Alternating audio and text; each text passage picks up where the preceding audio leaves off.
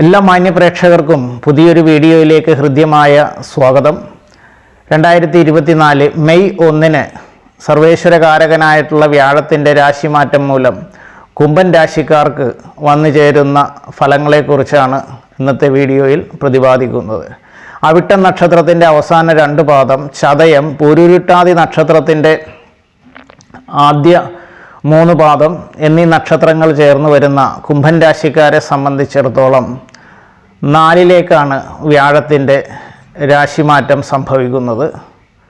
4ലേക്കുള്ള വ്യാഴത്തിൻ്റെ രാശിമാറ്റം വളരെ അനുകൂലമായിട്ടുള്ള ഫലങ്ങളായിരിക്കും ലഭിക്കുന്നത്.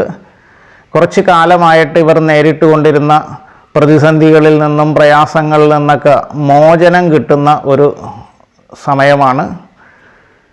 അവർ വിചാരിക്കുന്ന കാര്യങ്ങളൊക്കെ ഈശ്വരാനുഗ്രഹത്താൽ നടന്നു കിട്ടും. ഗൃഹം, വാഹനം തുടങ്ങിയവയെല്ലാം അധീനതയിൽ വന്നു ചേരുന്ന സമയമാണ്. പുതിയ വസ്തുവകകളോ അല്ലെങ്കിൽ പുതിയ ഗൃഹനിർമ്മാണത്തിനോ ഒക്കെ യോഗമുള്ള സമയമാണ്.